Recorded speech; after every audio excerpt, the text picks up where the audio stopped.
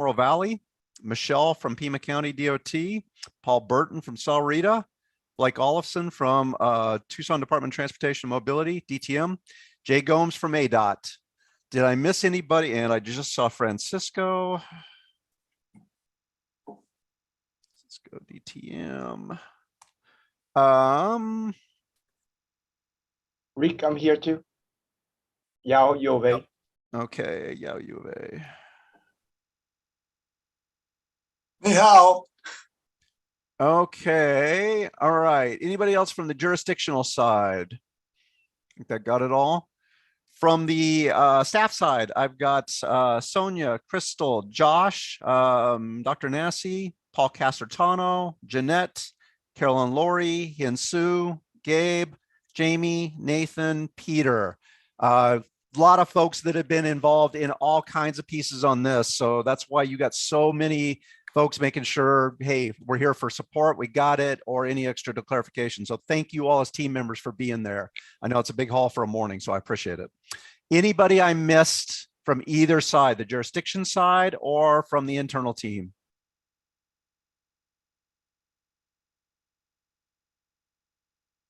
Covered everybody. I'm going to do one last scroll through.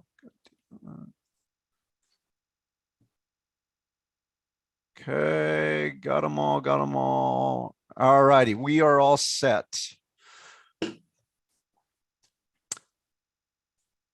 Okay, in-kind reporting. As you guys know, and as I've reported before, and let me move this so I can see enough of this.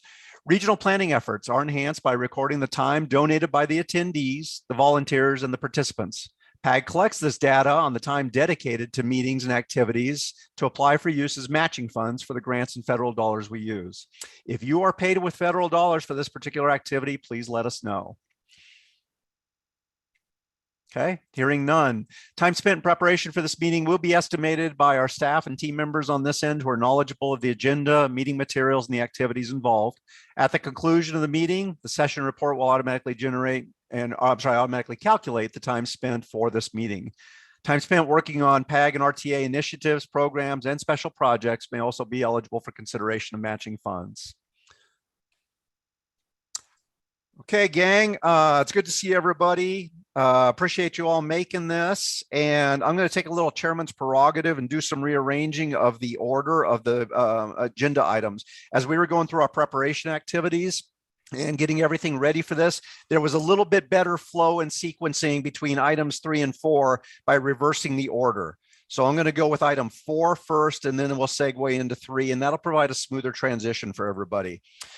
So with that, I'm going to kick off number 4, which is the safety analysis for supporting regional efforts and activities.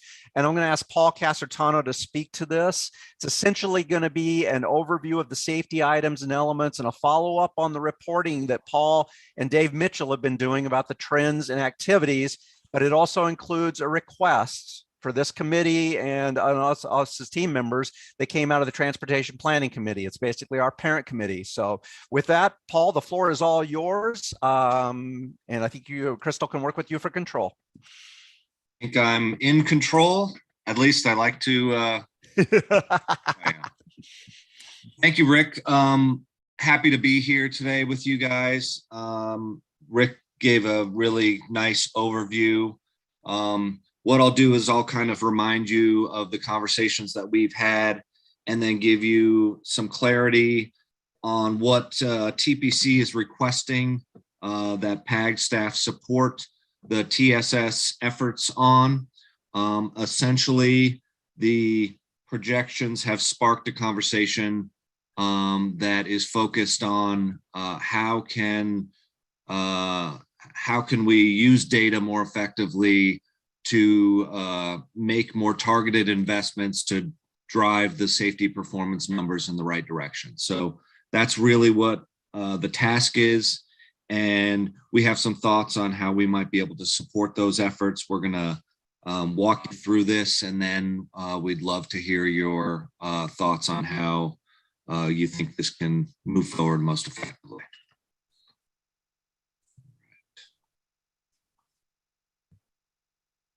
There we go.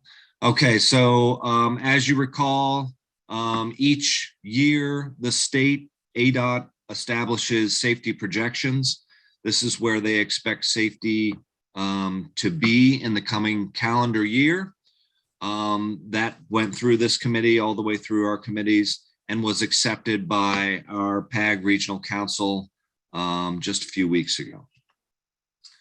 Here are those safety projections that we discussed a couple months ago. As you can see, these are not aspirational expectations.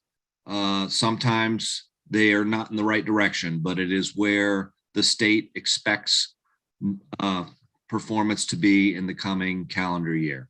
So we've got that as kind of a guidepost of what can be expected throughout the state of Arizona as we move forward. What we do on our side, on the planning side, is we look at those projections, which is a FAST Act requirement, and we try to evaluate where we're going, where the state expects us to be in the coming year, next to what our aspirational targets are for safety performance that come out of our long-range plan and originated from our regional strategic transportation safety plan that we developed in 2016.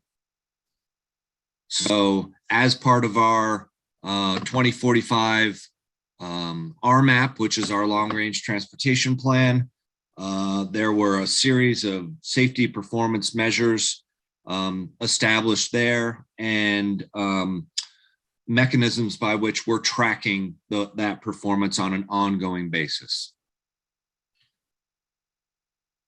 So for a little context, back in 2016, we were wrapping up our first regional strategic transportation safety plan that had been done in quite some time.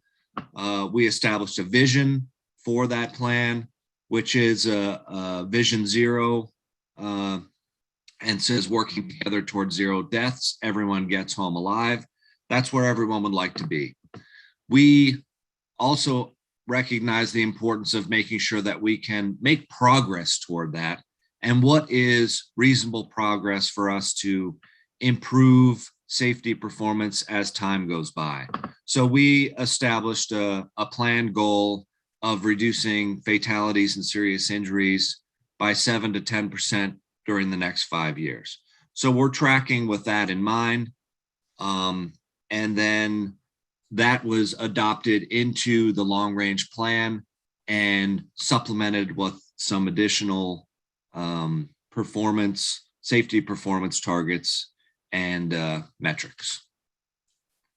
So within that long-range 2045 plan, we did identify reductions that fit well with the initial target that we set up in the 2016 safety specific plan, and went beyond that and looked at different indicators and different performance targets for safety as broadly as we could. So this is what we said we would like to see numbers do over the time period of 2045 long-range plan implementation. So we always have this in mind. We would like to track to these targets, and we have established mechanisms by which we want to provide for you information of how well are we doing.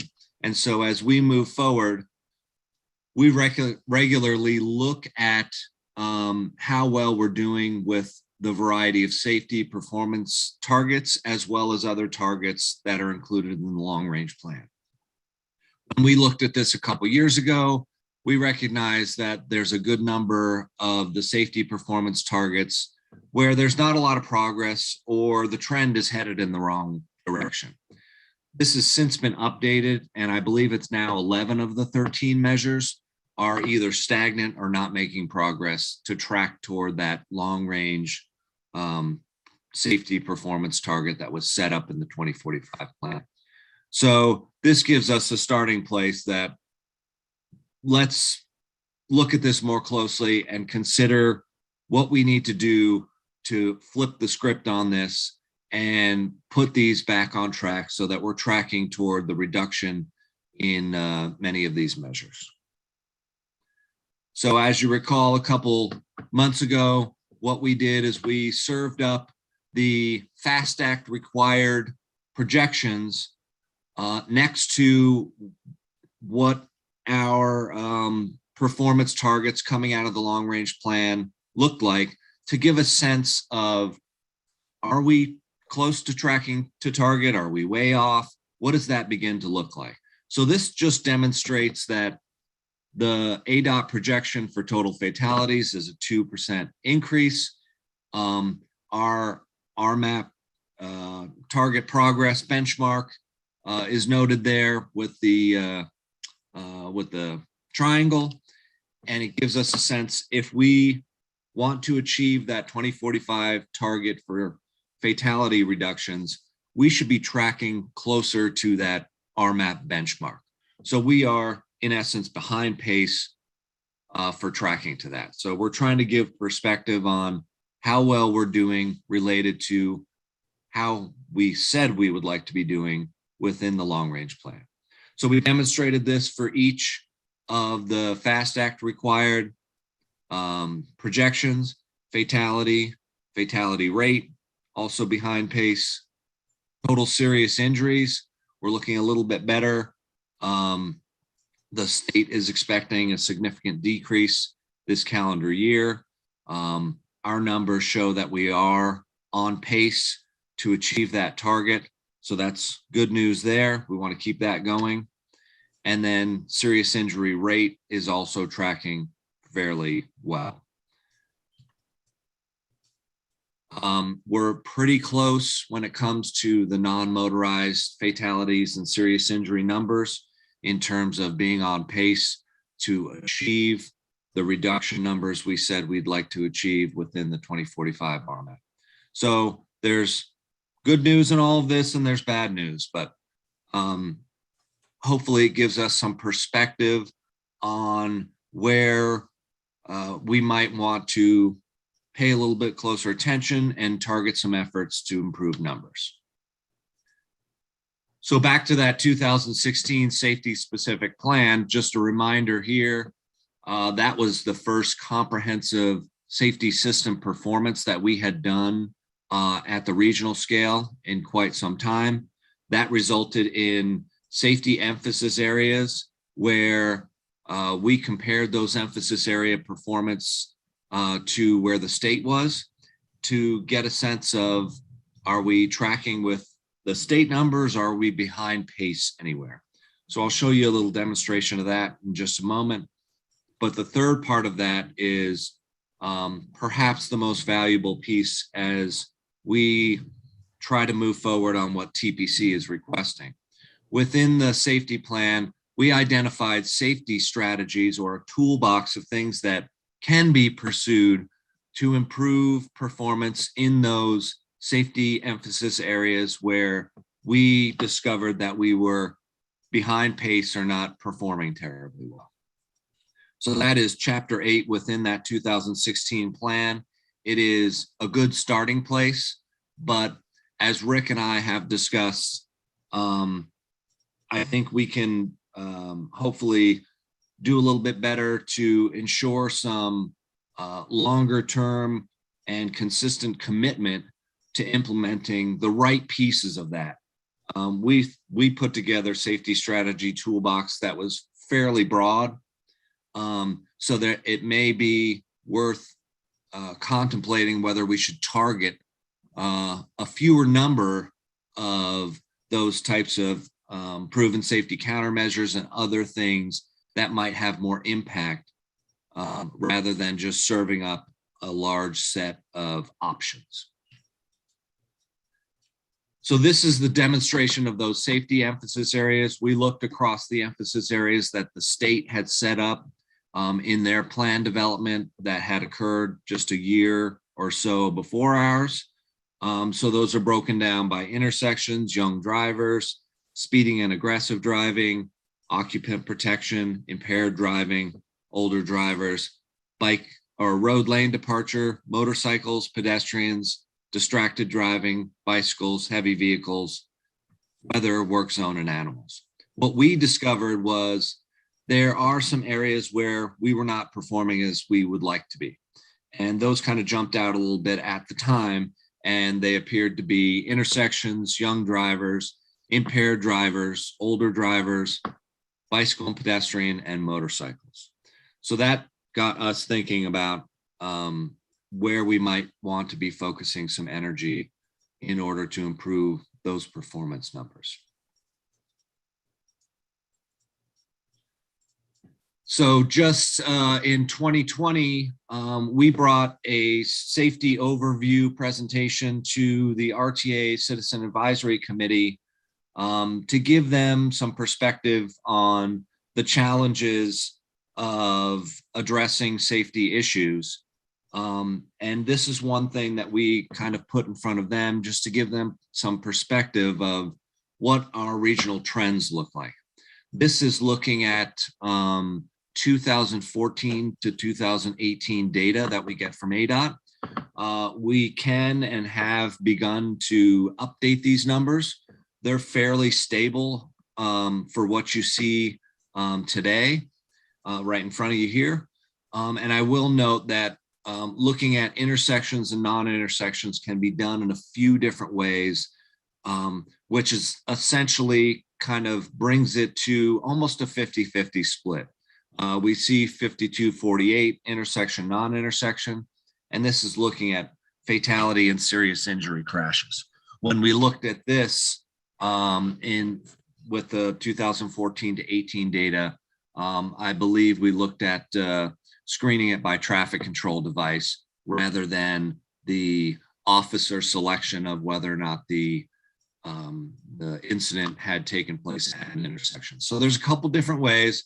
It doesn't reveal everything to you, but it gives you an idea that there's a fair proportion or distribution of fatalities and serious injuries, both at intersections and at non-intersection locations.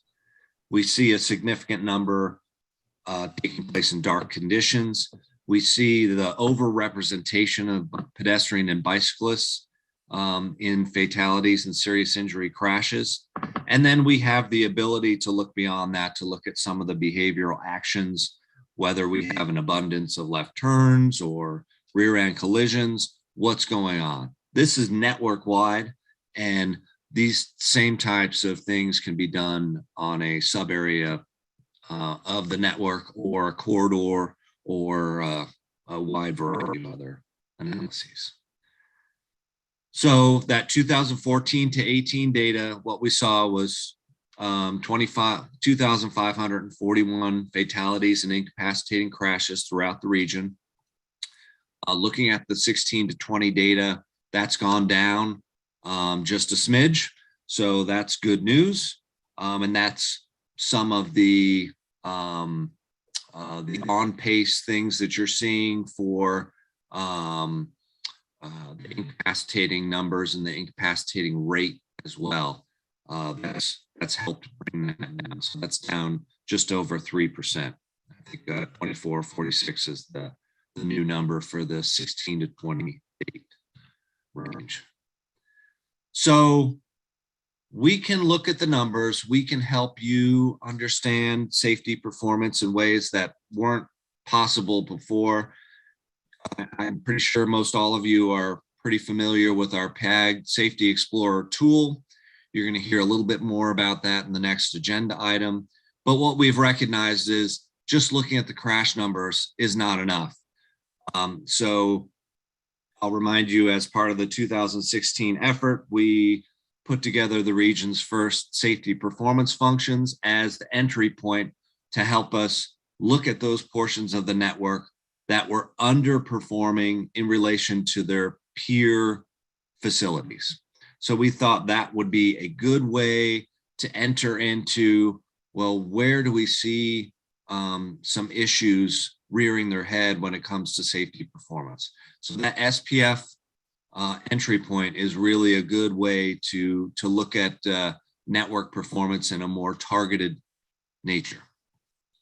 But what we are challenged with now, and what you all are challenged with now, is we can get a little better perspective on where we're underperforming, but getting all the way to the why, that is where it becomes tricky business. And when we look more deeply, we may think that, well, that is, we're seeing crashes that are pedestrian bicycle crashes happening at this particular location, for example. But then we might discover on top of that, that the vast majority of those are including drug and alcohol use on one side or the other. So is it a correction of pedestrian and bicycle crashes, or is it a correction that should focus on drivers or users under the influence? So this is where we need to put the effort into really understand what we're solving for and understanding why some of these crashes are happening. And then the step after that is, okay, so what should be done about it? We'd like to support efforts to help you all the way through this process. We heard that loud and clear when we developed the 2016 plan, and that was really why we poured energy into standing up PAG Safety Explorer and improving its functionality. So part of that selection of what do we do about it, we know that there's the National Crash Modification Factors Clearinghouse. We know that's a really valuable tool to discover what types of strategies can be used in order to improve the types of crashes that are happening at a particular location or systemically throughout a network. You'll hear a little bit more in the next presentation about some great efforts that we've done to tie that relationship together more closely within Safety Explorer, so that as you're discovering information about safety performance and getting closer to the why and trying to figure out what do I do about it, the CMFs are being served up in a way that can help you through that process. So within the CMFs, we're also seeing FHWA has served up proven safety countermeasures, which are kind of a consolidation of a good number of CMFs that are pointed to as initiatives and ways in which safety performance for certain types of conditions and crashes can be improved. The pedestrian hybrid beacon hawk is one of those proven safety countermeasures. All sorts of things are in there. We know that that is a great resource for our consideration as we are going to support efforts to look at, well, what should we invest in? What should we be doing in order to improve the numbers? But we also recognize that it's not just an engineering solution. We're going to need to look at where and whether enforcement is appropriate for certain types of crashes, what kind of education campaign efforts might help drive the numbers in the right direction. And then, as you know, full-scale investigation of what the diagnostics of safety performance look like for any given site or designed facility can be accomplished through a road safety assessment that our team can support you on. So we brought some information to TPC about the projections. It sparked this conversation, and what they said is they would like PAG staff to work closely with you and bring back safety performance and crash trend data that's deeper than what we've shown you today, and recommendations that we get from you in terms of the data tells us this, let's get a list of things that we should pursue to improve those types of crashes, or what should we do now? So that's really what we've been tasked with. And so we just wanted to kind of set the table here and just remind you what's been shared, point to our capabilities to go deeper and give you more information about safety performance that will hopefully help you all figure out how best to target the right investments to improve safety performance where it needs improving. So I'll leave it with that. I will certainly welcome Rick and others in to emphasize or cover anything that I may have glossed over. And then Rick, I'll leave it to you to kind of facilitate some exchange with the subcommittee. Perfect. No, thank you very much. That was perfectly said, perfectly stated, and I think summarized what our charge is absolutely brilliantly. And as we've gone along on this, and as Paul and I have talked and others on the team, it's got that, I think and what we wanted to do with today was just simply make you aware that we've got a task, we've got an assignment, and there's an awareness. It's what we saw all along, going back to the first presentation that Paul and Dave gave back when we saw this back in December. So it had the desired effect. We know this has been at everybody's attention and forefront, and TPC then said, we're going to do something about it, and we're going to turn to the experts and say, start talking, start looking, and take it. One of the key takeaways, you heard Paul mention the word several times. There's a big difference between what you can do and what you should do. We want to start seeing the deeper dive. We want to see more analysis, better understanding, because we want to come in with specificity of what we should do, not just what's available and where we can make progress on that. What we wanted to do today was simply share this info with you, share this request with you, get this primer pumped, if you will, to say, we've got a task in front of us. We don't have all the approach, the logistics, the overall way we're going to tackle all that kind of flushed out. So we're going to be working on that and exchanging with you as we progress. We're not going to wait till just regular meetings to do this. We're going to be tackling this with you, separate outside email forums, phone calls, whatever we can do to tackle this. So it's going to be, this is kind of the kickoff, if you will, or the introduction of it. So wanted to make sure everybody understood what exactly we've been charged to do. With that, I do want to take just a minute or two, because I think we can do it on time. As a follow-up to the things Paul talked about, you see the tools. Many of you have worked with it. You've worked within your jurisdictions, worked on it. You've seen it, you know it. Is there anything else you can think of right off the top of your head that would want to be added to this? Questions, investigations, additional thoughts. It's just kind of planting the seed with a few of those. We'll follow up, we'll get this, we'll get some strategy. If you don't have anything now, you can email Paul and I suggestions. Anything you've got on this and how we can tackle it, because the biggest thing is we're looking at it to say, as I mentioned, what should we do? Why is this happening? But also regional perspective. TPC did not say, wow, the city of Tucson's got a big issue. It said the region is still wrestling with this. We are not seeing what we wanted and what we expected to see. So the big we needs to be able to tackle it. With that said, any thoughts, ideas off the top of your head you want to add? If not, no worries. Email them to Paul and I as we go forward on this. We'll collect it, we'll compile it, and we can roll. Anybody just jump on in, raise a hand, however is most effective to catch my attention. And if nobody, don't feel, send it to us, email us, call us later. Be thinking about that. Dion.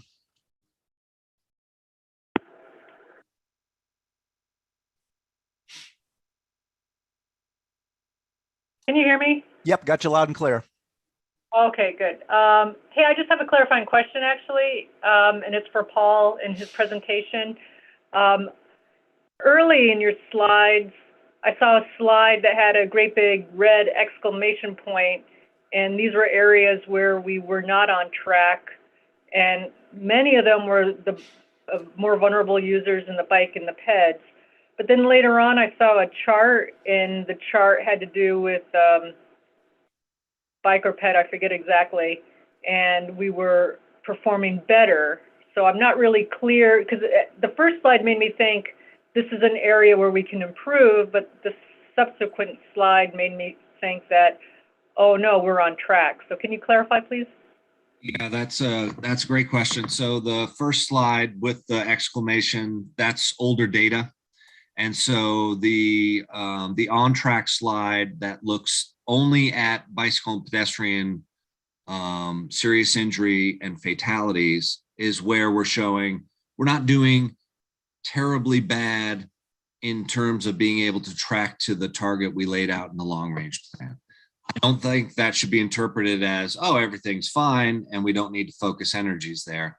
I still think there's some issues that are persisting for vulnerable users that should be paid attention to. And so it goes beyond just looking at how many fatalities and serious injury crashes are you having amongst your vulnerable users. That is where we showed that we're doing a little bit better and we're on pace to be able to achieve the target for that particular measure. But when you look at the other ways to look at that and you recognize that they are 23% of all fatals and incapacitating crashes, and you take that into context with they're less than 10% of the users of the system, you see that they're overrepresented as a group when you look at all crashes. So there's still need to look there, but your point is absolutely right, Dion. Earlier on, that particular measure showed that we were behind pace. I think we've improved a little bit in the recent years. So that measure is a little bit better, but there's other vulnerable user measures that we're also tracking that tell us that we need to keep paying attention there. Thank you, Paul, for that clarification. Any other questions, thoughts for either Paul or myself? Blake Olofsson here. Thanks, Paul. I really appreciate that. I'm kind of struggling with, I don't know how to convey this, but we see these numbers and so forth, and trends, and for me, I'm very passionate about traffic safety, and to me, it comes down to action. So I'm like, where are we going? And the city has a modest 5-year traffic safety plan that is a plan. We struggle with execution just because of staffing and funding. The infrastructure bill, I think has competitive monies that might come up, and I'm just, I feel like I'm kind of working in a silo, and I don't have any answers. I'm kind of half venting, but half like, excited about moving forward. The other thing is that, I get all the fatal and serious injury crash summaries on a daily, sadly, weekly basis. And, the vast majority are really behavior related. And we have challenges with, enforcement and so I feel strongly that our roadway network is safe, assuming people follow the rules. But where does that leave me? That leaves me with education and how effective is that? So I don't know if I'm really asking for an answer, but that's kind of where I'm at. And I'm just looking for maybe some rah cheer support on how we can, make a difference, and not just in the city, but in the region. And I think that's what you guys are trying to do, but I'm just not kind of grasping how we're going to get there.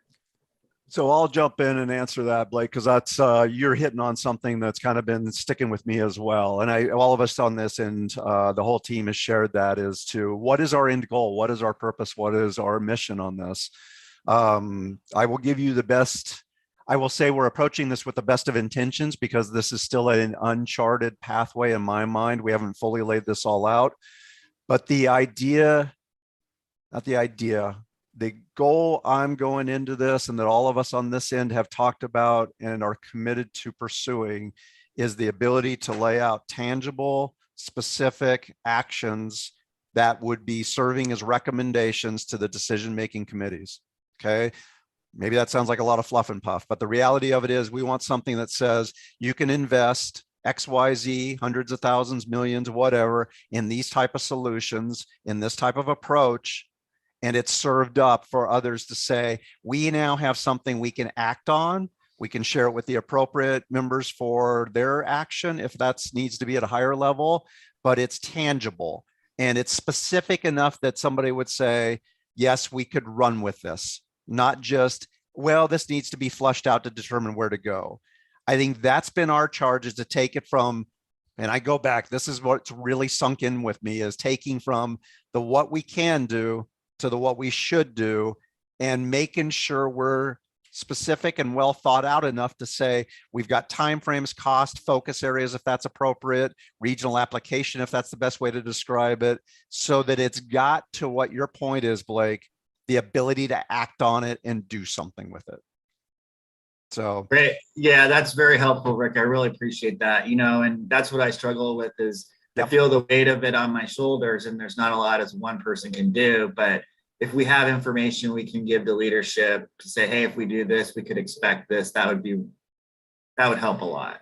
To reinforce what Paul said as he was going through his presentation, I think that's been a resounding theme that's come across. And that was actually what TPC then came back and said, yeah, we folks, we've been doing X and we're getting Y, and we don't want Y. We were supposed to get X minus, and where and how. And okay, as Paul mentioned, we've got a group of experts. So yes, time to focus them, time to plug them in, and let's go. So same theme, same effort, same page.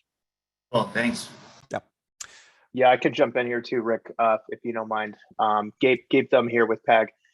Yeah, Blake, I hear what you're saying, and I think a lot of us that focus on safety, yourself included, really sympathize with where you're coming from, because I think, as Rick said, and what we've heard from TPC and a lot of our stakeholders, is I'm doing what I can, I'm doing this the best I can, and yet we still see these fatalities and injuries and serious injuries rolling in, and all sorts of crashes rolling in. And that can be, obviously, that can be beyond frustrating. That can be, downright disheartening.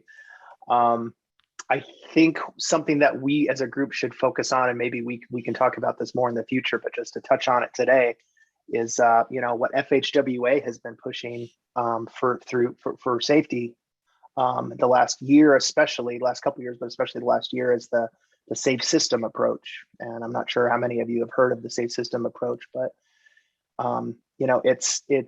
it's an idea that's founded on the principle that humans make mistakes, and that those mistakes shouldn't cost them a serious injury or shouldn't cost them their lives. That being said, the approach also has a lot of other factors to it. Some of the principles are that, yeah, humans make mistakes, humans are vulnerable, but responsibility is shared, and safety is proactive. And one of the key things for me is that redundancy is a critical aspect. So, sometimes when we look at our roads and we say, well, what else can we do to them? I've got it up to code. I've even upgraded it a little bit. It's a matter of making it as clear and forgiving as possible. We often hear the example of a drunk driver, and you can't do anything about a drunk driver, and you throw up your hands. And I think that as safety professionals, or professionals and practitioners that are involved in this, we can't let ourselves get drowned in that, and into that pool of apathy or negativity, because there's always something we can do, and we do need to acknowledge that behavior is a major aspect. We cannot control that behavior, but there are things we can do to be more proactive, to help out those road users, those elderly drivers, those unfamiliar drivers, the young drivers that maybe need a little bit more forgiveness on the roadway. And just to wrap up my discussion, or not, if someone has any additional questions, the holistic approach of safe systems has layers of protection for road users, and it includes everything we're talking about, starting with safe road users. And that's the behavior component, is you got to have those safe road users using the facilities appropriately. But it also involves safe vehicles. That's something that's largely out of our control. That's the vehicle manufacturers. But then it goes into safe speeds and safe roads. That's something that I think that we can try and grapple with, and we can try as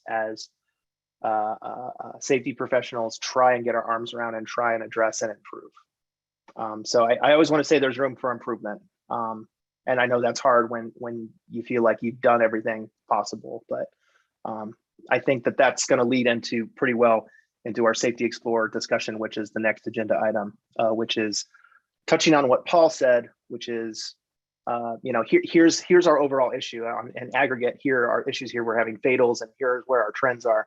I think Safety Explorer is really going to help us, and the additional functionality that Josh and his team has added is going to help us get to exactly what is the problem exactly, and where is the problem, and what can we do about it. Good deal. And thanks, Gabe. Dion, I see your hand is a new hand raised. I'll take yours as the last one before we transition in the new one, or is that left over from your previous comment? No, that's a new one. Thank you. New one. Go for it. I'll let you kind of offer the final thought on this before we transition. Go ahead. Sure. I wanted to thank Gabe for mentioning the Safe Systems framework, because I have a flyer in my hand that I pulled out as a result of this discussion about the Safe Systems framework, which I availed to myself on the ITE website. And there's some really good ideas in here, and we're talking about some things and just hitting on some, titles of some concepts. And I think that it could be very useful to take kind of this systems approach to this task that has been presented this committee. And I think that we could all benefit maybe from a little bit of education about the Safe Systems framework. It could prompt some ideas and thoughts that we can take back to TPC. And I'm wondering whether PAG might be able to host or somehow promote some sort of training in the Safe Systems approach that we can all avail ourselves to as part of this discussion about what alternatives we can return back to TPC. Okay. We'll take a look into that, see how I would encourage everybody to kind of do a little research into that, look into that as much as Gabe and Dion are both saying. And then Dion will look into your suggestions. So we'll flush out on that. Yeah, Dion, that's a great idea. Let me look into that. I know that FHWA consistently offers trainings in various areas. This might be something that I can touch base with Jeff King on and see if they have any of the resources to be able to bring down a safe system expert, and maybe we'll see. Maybe we'll look into it and see what that evolves into. But at the very least, we could have some sort of presentation on safe systems to the TSSS group. Yeah, I think that would be really useful. Thank you, Gabe. Okay. Well, let me no promises, but let me run that out and explore that. Okay.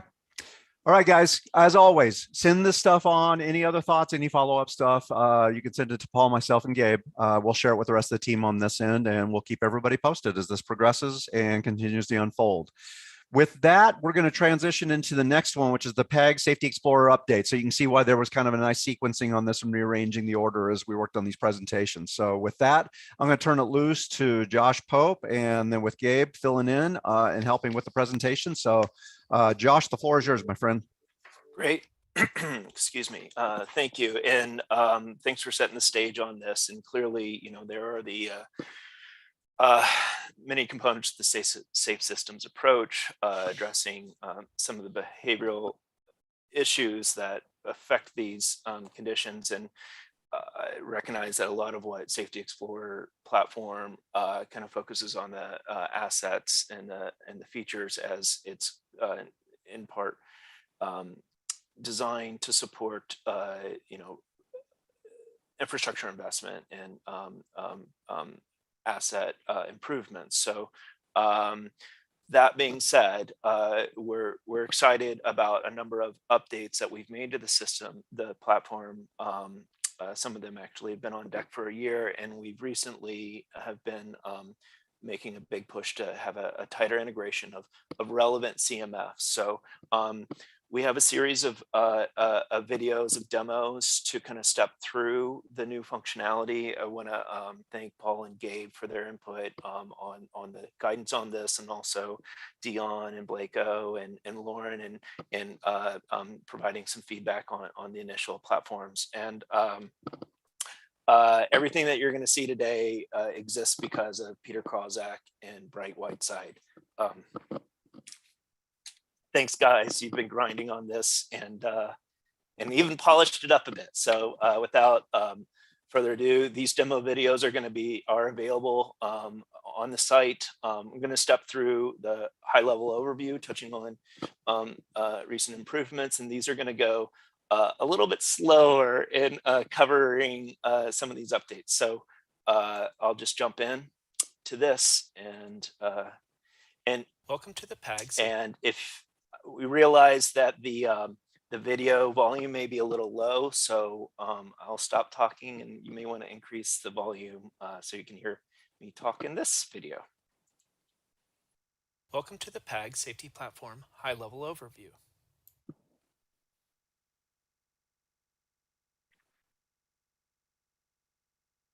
This overview will provide orientation on the 2 pages in the platform, the Safety Explorer page and the Project Review page. In the Safety Explorer page, the main actions for the user are to explore conditions or create projects and reports. We will present an overview of the tools to explore conditions using safety and network facility layers in the map.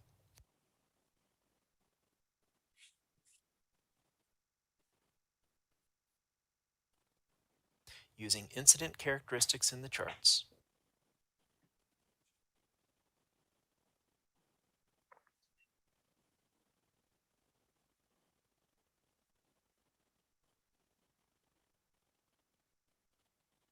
Using safety performance function scatter plots.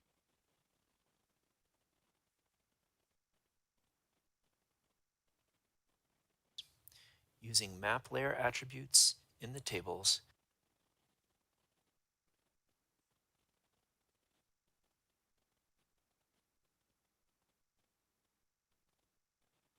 And using CMF Clearinghouse crash modification factors.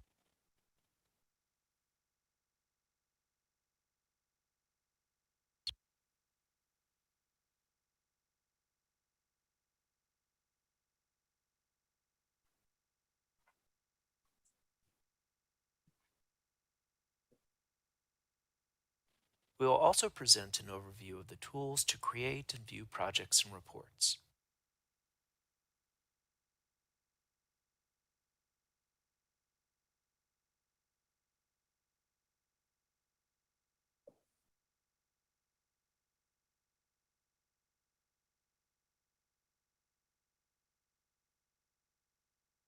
In the project review page, the main actions for the user are to review list of current or archive projects and review and select relevant CMFs.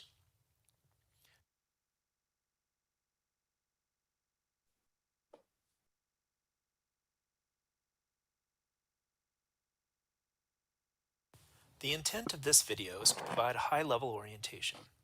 More detailed how-to videos are available in the demo videos page in the PAG safety platform. Okay.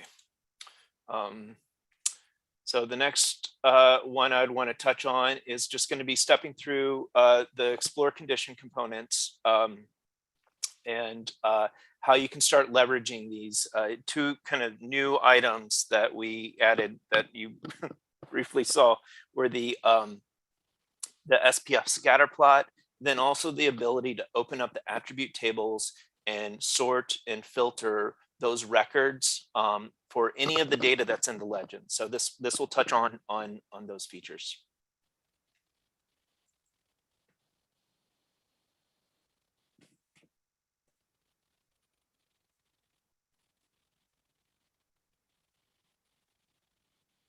Exploring conditions using safety and network facility layers in the map.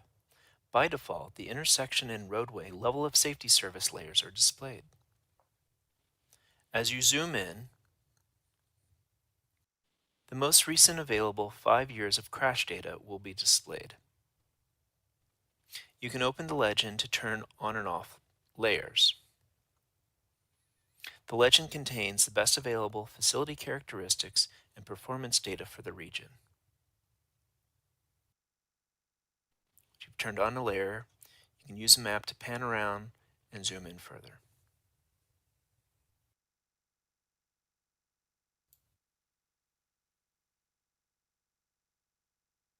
The most recently available 5 years of incident, unit, and person-level crash data can be viewed and filtered in the chart panel. By default, characteristics of the full set of incidents are displayed in the 20 charts. At the top of the panel, the number of incidents in scope is always displayed. You can create a simple filter by clicking characteristics in a chart and then clicking on the Charts Filter button. Notice the number of incidents in scope changes. Create a complex cross filters by filtering characteristics in multiple charts. When the number of incidents in scope is below a threshold, a heat map showing the concentration of those incidents will be displayed. Additional functionality for the chart panel can be accessed in the hamburger menu in the top right corner.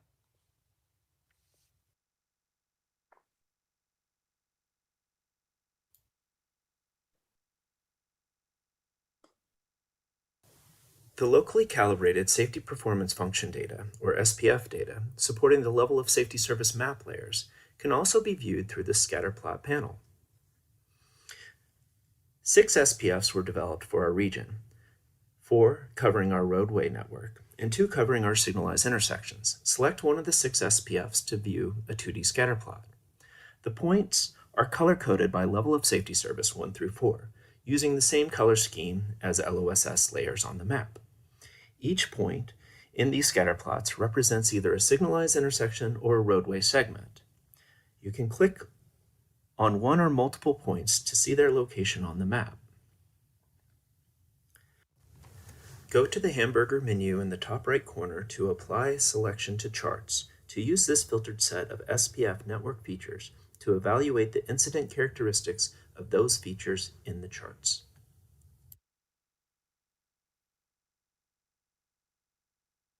PAG Safety Explorer allows the user to explore all the underlying published attributes of the map layers in the legend.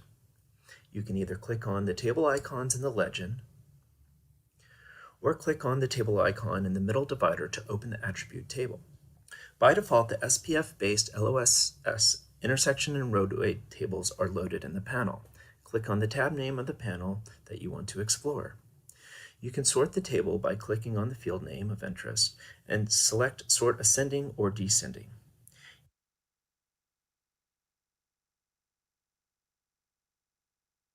You can select records in the table to highlight the features in the map. Use the hamburger menu to access many options on interacting with the table. You can create a filter on the table records that will also filter the features in the map.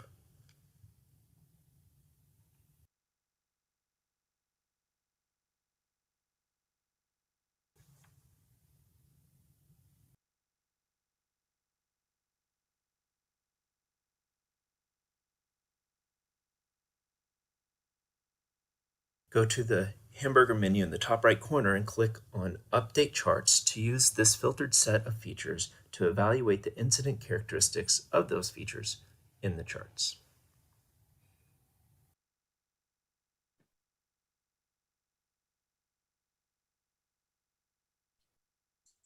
Okay. And next, we're going to step into creating projects and reports. A new feature that we've added is the concept of archiving a project. And the intent of that is so that we can have, we can return to a project set or a feature extent for annual review of a subset of the network, or if you want to be able to do before and after analysis of an investment where we implemented a project. So this just steps through that kind of base functionality.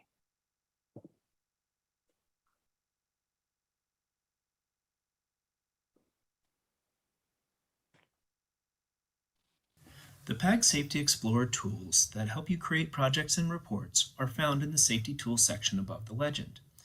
You can use the data exploration tools in the chart panel to help you focus on an area of interest.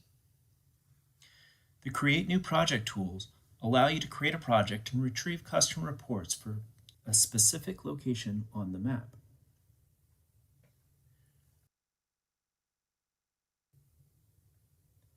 Once you've identified an area, click on the Create New Project button and choose a point or a line project. Then draw the project extent on the map. For a corridor or a line project, click once to start the project extent, click once to add a vertice, and double-click to end your project extent. A custom performance summary assessment will initially pop up. At this point, you can either update charts based on the project extent and review the incident characteristics in the chart panel, or you can create a project. Once you select Create Report, you will be asked to provide a name for the project.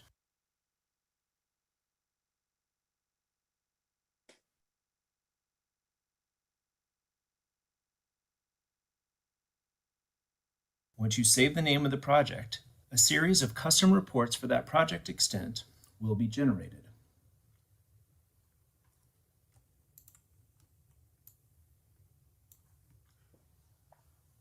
Those reports can be accessed in the Safety Tools Saved Projects window.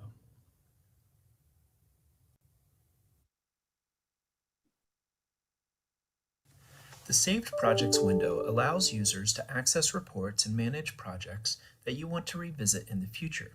When you click on the project name, the project incidents will be selected and displayed on the map and in the charts. You can access custom reports for your project by opening the Saved Projects window and clicking on the links in the Reports column. The Facility Report displays PAG's RMAP Facility Performance Report.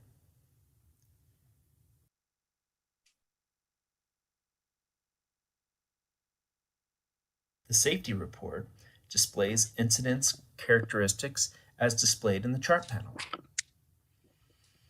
And the Severe Report displays detailed incident unit and person data for each severe incident in the project extent.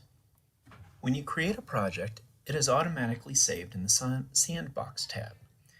There are 3 types of projects in the PAG Safety Platform: Sandbox, Current, and Archived. Sandbox projects are a draft set of potential projects. Current projects are a more refined set of projects that users want to act on to pursue HSIP or other funding. Once a Sandbox project has been moved to the current project, a user can access relevant CMS lists in the project review page. In the Sandbox tab, click on Move to Current for your selected project. The current list of projects can be accessed in the Current tab in the Saved Projects window in Safety Explorer, as well as accessed in the project review page. Archived projects are projects that users may want to revisit annually or to retain for before and after assessments once an improvement has been made. In the Current tab, click on Move to Archive for your selected project.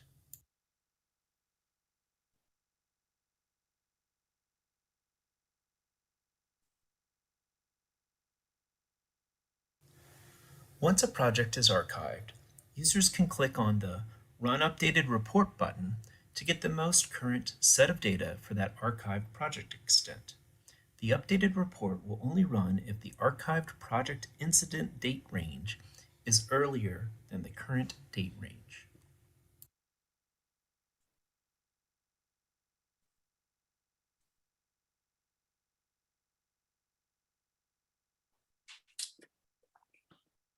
Okay, so that archive functionality I think will be helpful if there is a project set of network screens, say for potential hawk locations that you want to be able to run annually. You can have that set of locations saved as a project by using the table reporting functions rather, and then you can save that as a project and then annually run that screening of any features. And so the last part I want to touch on is kind of how we initially were conceived bringing in crash modification factors into the project extent. And so we'll step through that right here. Awesome, that's what I did not want to have happen.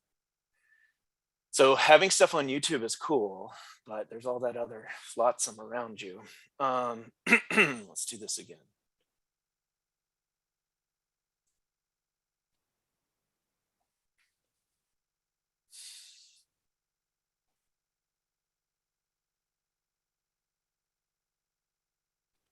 Access the project review page from the Navigate drop-down menu at the top of the platform. The project review page allows the users to access, sort, and filter current and archived projects. When you open the page, the table on the left displays the list of projects. The user can access the series of reports that are also available in the Save Projects window here. In the project review page, you can also download the raw data and review any selected CMFs. When you click on a project, the map will zoom to the project extent, and the project level SPF table will be displayed at the bottom of the page. This project level SPF table displays all of the intersections and roadway segments that make up the user-defined project extent. Clicking on each row zooms the map to that feature.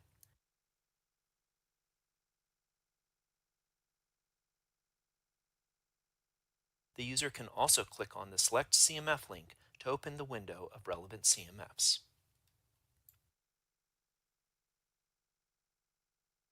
The crash modification factors in the relevant CMF window are sorted by and labeled based on max severe crashes reduced and countermeasure name.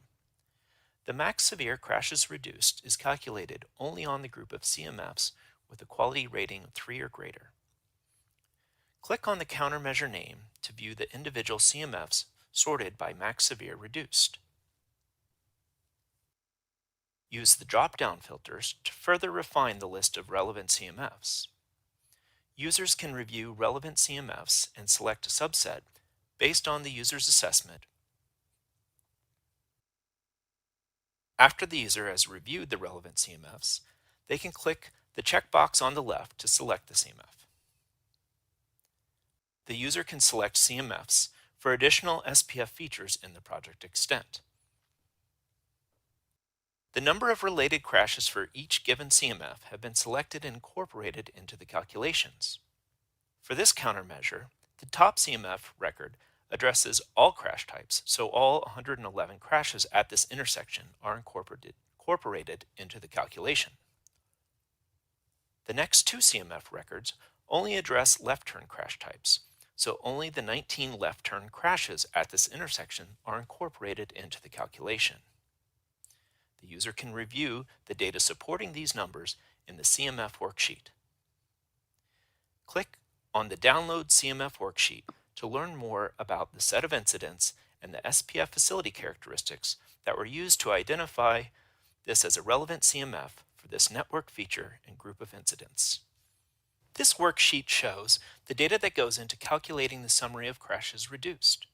The color-coded field names help orient the user on the different sources of the data. In these two rows, the user can review how the CMF requirements and the facility characteristics align. The CMF crash type and crash severity requirements can be reviewed against the selected set of incidents displayed at the bottom of the worksheet. Note that the CMF crash types do not always align with a single field in the incident database. All of the potentially needed incident characteristic fields are provided in this worksheet with the CT prefix for crash type. In the relevant CMF window, the CMF ID number in each record provides a link to the CMF clearinghouse page that further describes the CMF.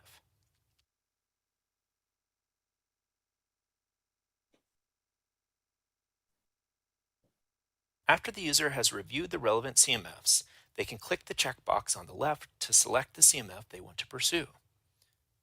Once the user has selected one or more CMFs, the total severe reduced column will be updated in the project level SPF table. The user selected CMFs can be viewed in the top project table either by clicking on the View CMFs link to see the selected CMF window,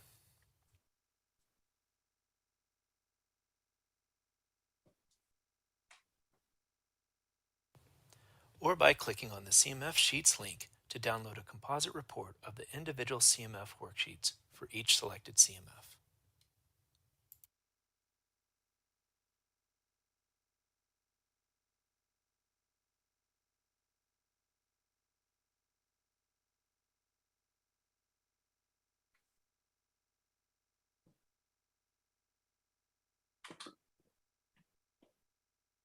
Okay, so as I mentioned, so those are the overview.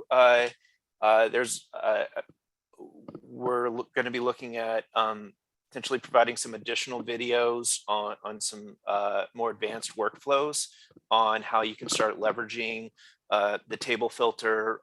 There was a video that I didn't make on adding layers to map, how you can integrate your published map services and add them in and use that as a means to inspect the network. Say, for instance, you wanted to load in your published crosswalk data set and you wanted to do an assessment on the safety performance of those crosswalks. That would be a workflow that this tool now accomplishes. As it relates to, so we'll be adding some additional videos in the future, but excited that the team was able to make this available. The timing was rather aligned well with TPC's direction and interest. We were originally preparing this to roll out in support of the HSIP call for projects, which is due in the upcoming weeks. But now that we have kind of a broader request from TPC, this tool can flex to support that as well.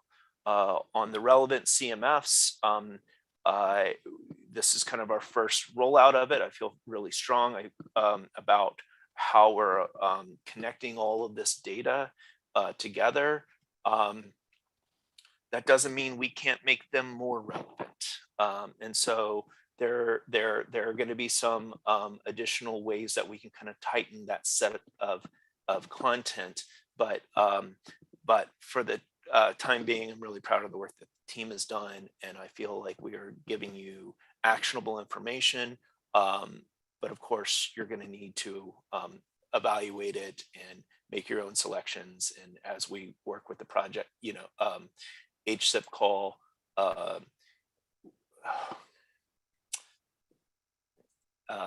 we will have the ability to kind of dial in on those CMFs and how they're applied. So with that, I think I've taken more than 20 minutes. I'm open to answering any questions.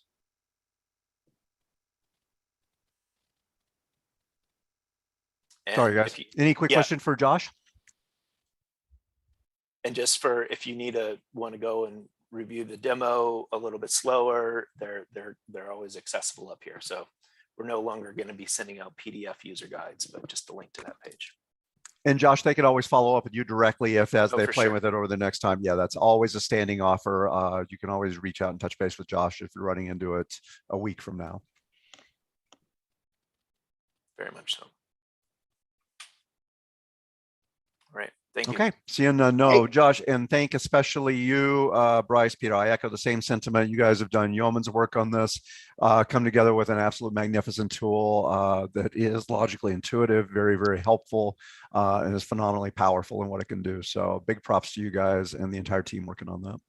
Yeah, I'd like to chime in and echo the same sentiment, Josh, for you and your team. I think this is great, and I hope that I hope that everyone was paying attention to the entirety of the presentation. I hope that we didn't bury the lead too much, but the functionality that Josh talked about in the last section is pretty impressive if you think about it. I mean, in the past, as a platform, we've been able to identify where there's some issues and then go even further and say, okay, well, what if I want to have a project extent along this section of roadway or at this intersection? And then we can pull the data, geospatially from where that intersection is or along that roadway and say, here's all the crashes that are happening specifically along this roadway. Well, now Josh and the team has taken it even a step further and said, what are the CMFs that we can apply to those specific crashes along that specific extent? So I think that Josh, you and your team deserve a big kudos. It's very impressive what you guys have been able to do. I know the CMF clearinghouse is quite a database to wrangle, and to be able to tie that back to a completely different database in the ADOT crash system and what we have, I think is really impressive. And I think that you've made this a really useful tool and increased the functionality of the platform quite a bit with this. So I think it's an impressive feat, and I think that you guys should be commended on it. So thank you for putting those tools at the fingertips of all of our practitioners around the region, and letting them delve into it and go as deep and as as wide as they want to on this. So Thanks, Gabe. And I mean, this is our first foray. I think we've gone pretty far along in making that connection with the CMF characteristics to our ADOT incident characteristics, but also kind of a big piece to that is also our facility characteristics, and we're bringing that through that SPF, so where we can start pulling more information, making more relevant CMF connections by adding some additional facility characteristics. Those are kind of some of the steps that we're looking at to kind of tighten this up in the future. There's some low-hanging fruit that we kind of are planning on, but we wanted to get this out there, and we wanted to get people thinking about it. But your signalized CMS related to signalized intersections, if you have a signalized intersection that you're looking at, you're not going to get stop sign CMFs, so that kind of initial threshold we stepped across, and we've taken it a little bit further, but there are some additional steps down this path that we're anticipating taking, and we're interested in hearing individuals' feedback. I guess just a big caveat. Actually, do you mind if I share my screen real fast? Oh, go ahead. Okay, thank you. And then Dr. Nasty, I'll get to you, and then we'll transition off this topic into the rest of it. For sure. Thank you. So this is the set that we're connecting with. Here's the blue is the CMF characteristics. So it's a 4-leg signalized intersection, an urban, non-interchange related 4-leg signalized intersection. And so as we've entered into the CMFs through our incidents and SPFs, we have that tight connection here. We aren't folding in prior condition characteristics at this stage. This is very variable. So just, as you're looking at this content, prior condition characteristics aren't necessarily being folded in. The next two steps that we want to take for roadway segment CMFs, we do have the func class cleanly aligned, but the median and number of lanes are two pieces that we have at our disposal. As you'll see, they'll get populated, but we're not making that connection yet. So just that's kind of on the CMF side, some of that upcoming work. But we're giving all this so that you all can make that decision on your end. So thank you. Before you take that page down. Yes, sir. Oh, sorry, Rick, Go for it. Go ahead. Dr. Nasty, Okay. yes, please. Well, I just wanted to mention that the latest study on protected permissive operations with flash and amber arrows, when compared to the protected only operation, has been completed and approved by Federal Highway Administration. And the last time I checked, which was around Christmas time, they hadn't updated the CMFs. Okay. Because it shows that there's like a 99% reduction in left turn crashes if you use a protected only operation. However, the study has shown after looking at 10 states, there's only a 50% reduction, roughly 58 or something along those lines. Okay. So I don't know how to get it in so that Safety Explorer recognizes the latest study that is not in the CMFs yet. Right. No, that's a great question. So there's some work that goes into this, right? We have about 8 steps documented. Yes. One of the first steps is set of steps and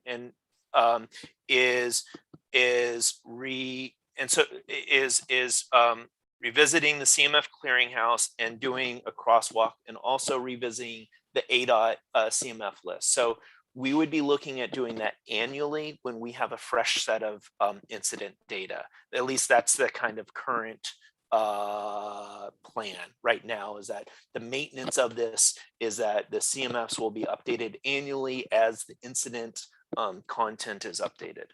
I'm sure that'll be just fine. I know we went to a lengthy study and talked about the flashing amber arrow, and I just wanted everyone to know that the national study has now been completed and it's been Okay. accepted. And I don't know if you need to put an asterisk somewhere in there so that when you look at it again in a year from now, or for anyone who looks at it currently, let them know that there's this new study out and they may have to go to that study. I don't know where to put that note, or if it's even possible to put that note in Safety Explorer.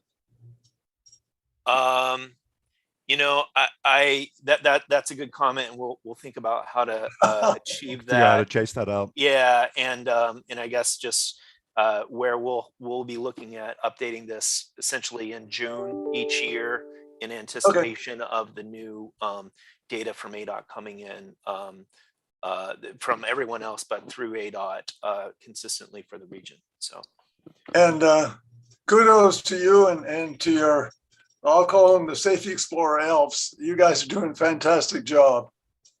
thank you. Yeah, Peter and Bryce knocked it out. They did a lot of backflips to make this look seamless. So, Oh, they should be in the Olympics then. yeah, this is their gold medal. All right. Well, hopefully this information will help us get to better solution or more.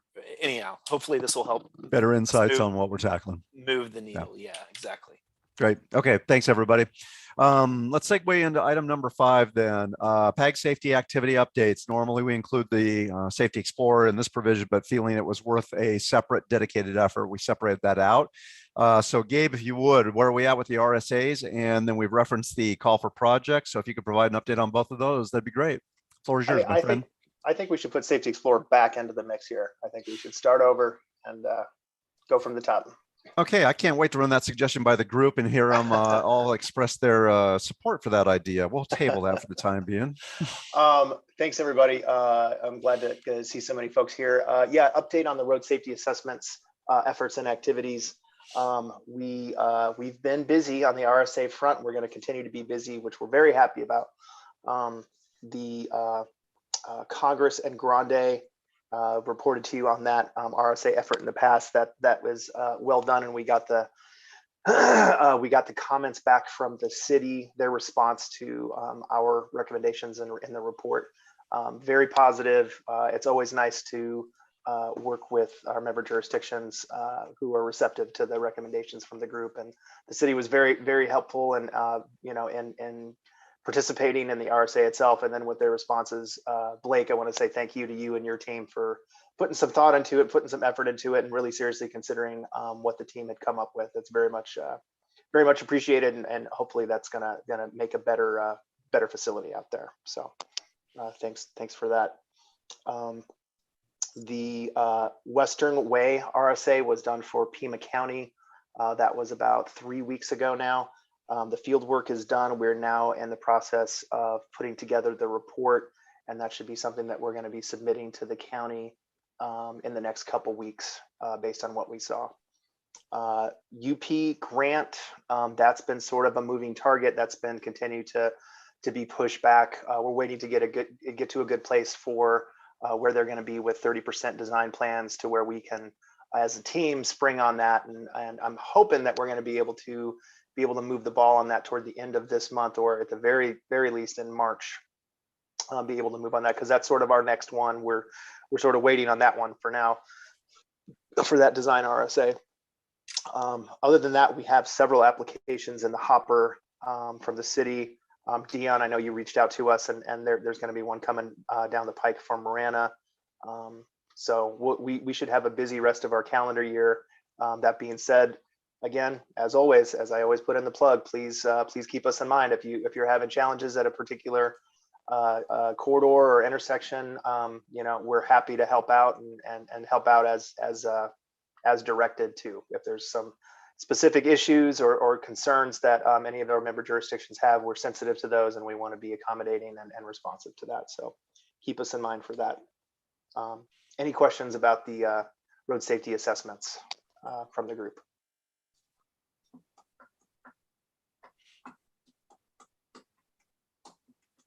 Okay, hearing none. move on to the HSIP call for projects. This will be a quick update. I don't see anyone from ADOT on the line. If I'm mistaken, if Jay, you're here, or anybody else, my apologies. But we're last I heard for the call for projects is it's been kind of pushed back several months now. We're hearing February or March is what ADOT's going to be trying to do. I think ADOT's in a tough spot. They were going to release it in January, the call, but with the new infrastructure legislation that got passed, they're trying to sort of do a yeoman's task of seeing what, as quickly as they can, see what changes the new infrastructure legislation is going to have on what the implications are for the HSIP call for projects. So they're trying their best to try and go at it in one go, to have one call for projects that includes what they were planning and what the new legislation is going to allow them to do as well. So I totally get what they're doing, and I appreciate where they're coming from and trying to make it as simple and as clean as possible. That being said, it's obviously related to, or it's contributing to a time delay. So we're in a holding pattern on that. So I appreciate everyone's patience. We'll let you know as soon as we know anything. Yeah, hopefully the sooner the better. So keep your ears open and your eyes on your emails, and we'll be sending something out to everybody as we know more. Any questions on HSIP, the call for projects? Actually, Blake here. Just kind of thinking out loud here, the city of Tucson, I have several POC locations that might compete well. Is it worth it to get a jump on those? Or, I know you guys are busy, just throwing it out there. Because if the rules are going to be essentially similar, we could get our ducks in a row. I don't know. Yeah, no, that's a great question, Blake. Right now, we're working to make sure those ducks are in a row, between having Safety Explorer up to snuff to be able to be responsive and to, given locations, be able to truly flesh out an application, HSIP application, and provide basically 90% of the information and data that is required for those applications, to keeping an eye on what some of the new requirements and new changes are going to be and what those are. Unfortunately, since we don't have a crystal ball, obviously it's hard for us to predict what exactly is going to happen, but we definitely are working in the background to make sure that that we're going to be prepared when they do the call and when they do that release. So all right, we're trying to stay ahead of it. But yeah, there's only so much we can do without the rules of the game being completely and clearly spelled out. Got it. Thanks, Gabe. Paul Casertano, I see your hand up. Go ahead. I just wanted to call attention to Federal Highway made a recent announcement about some changes to flexibility for HSIP. So take a look at FHWA's site. I think ADOT is probably trying to figure out what to do with that and how it might apply to the release of HSIP call for projects. There's some modest changes and a little bit more focus on vulnerable user, special rules, and some eligibility guidance for HSIP and what it can be used on. So it's going to be a good resource as we begin to look at HSIP for projects coming our way. Good deal. Thank you.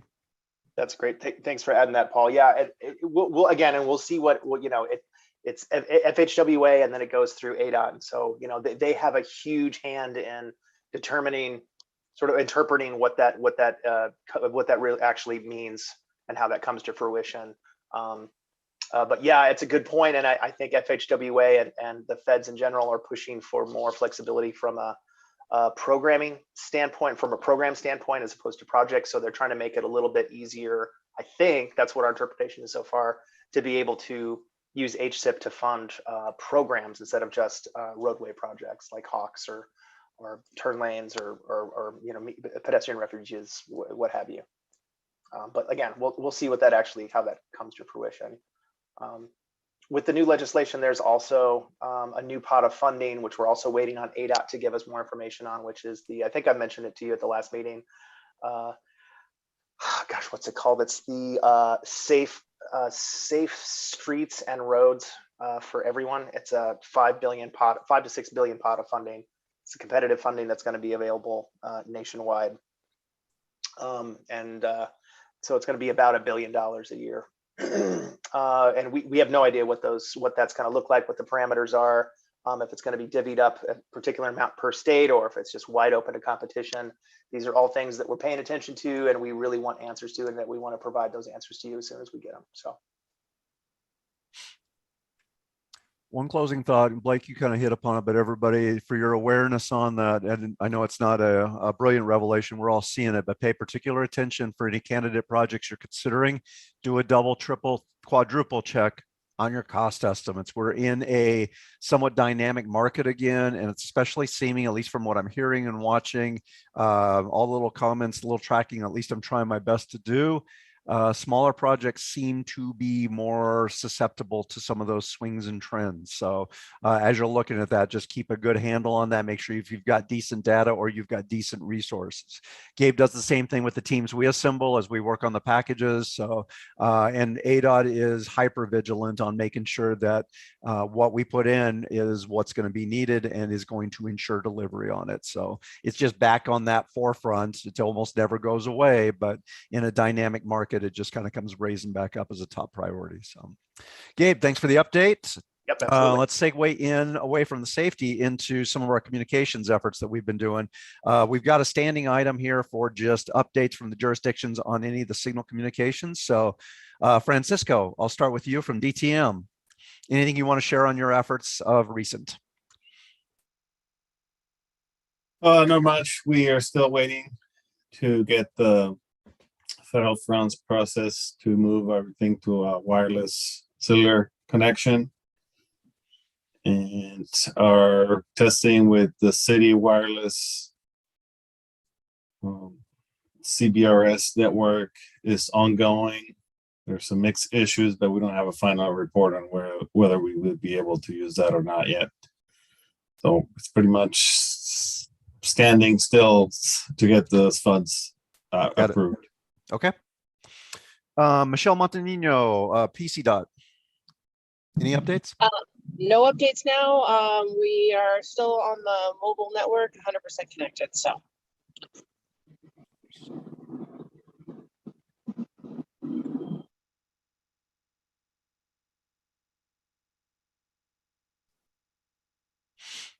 Okay, thank you. Cheryl, Oro Valley. I don't have any updates. Does GJ have anything to add? We haven't made any changes. We have 4 signals on the MyoVision connected to MaxView, and we have 1, 2, 3, 4 signals connected via the RTN. I'm missing one, so it must be 5 connected via the RTDN. Got it. 4 and 5. Okay, thank you.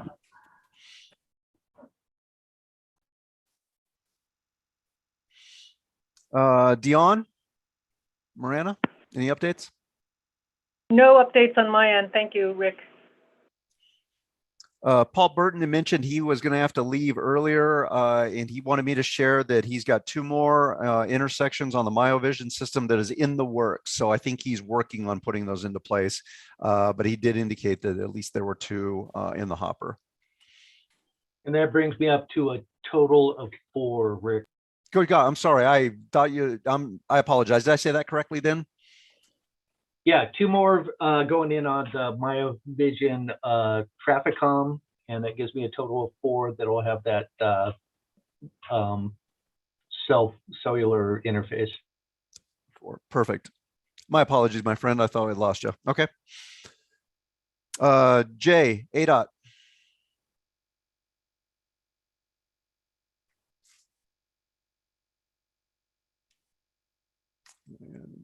I don't think he's here today. Okay. Yeah, I don't think he's here, Rick. I was going to say I saw him earlier, but he may have had to bail out. Okay. I see you, Dr. Nasty. I see your hand up. Anything question you want to ask?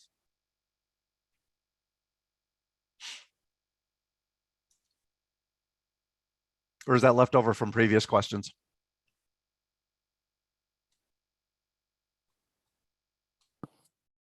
Must have been left over. Okay. All righty. Any questions for the jurisdictions on what they just shared on the communications aspect? I'm sorry, I needed to unmute myself. So my question was for Michelle.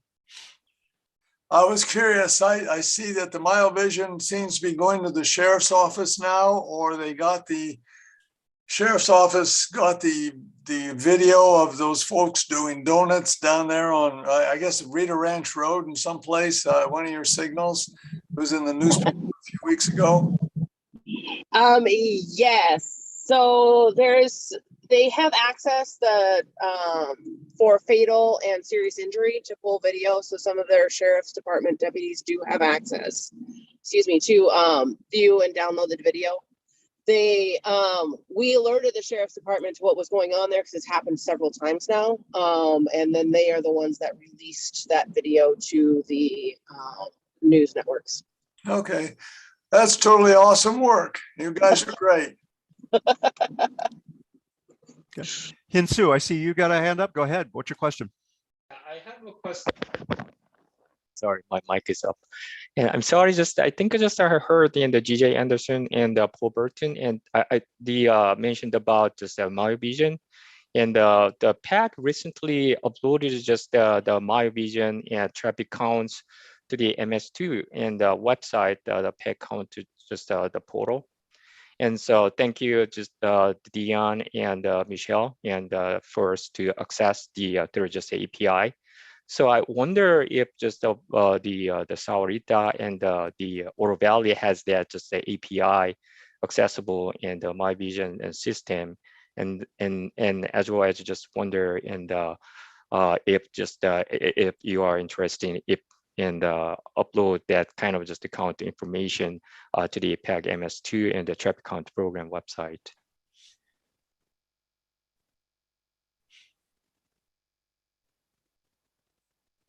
I'm not set up to do that right now, but I certainly wouldn't object. I don't have any cameras, so we'd be counting from loops, but it would give you trends anyway. Okay, thank you. I don't believe we're not using the MyoVision cameras for any of our detection, so I don't know if we can get counts that way. I guess you would be able to get counts from the controllers via the MyoVision. Okay, yeah, thank you.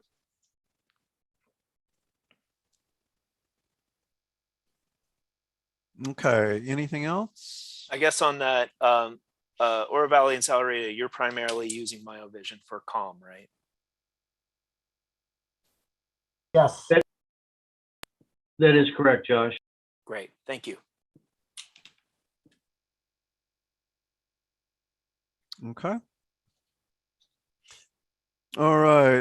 Last item to update you on is the traffic signal program, the purchasing that we've been working on. Both Saurita and Town of Marana have submitted all their paperwork to ADOT's local public agency section, requesting basically getting the project in the hopper with ADOT for the preempt on the intersections down in Saurita, and then the additional max view licenses through in Marana.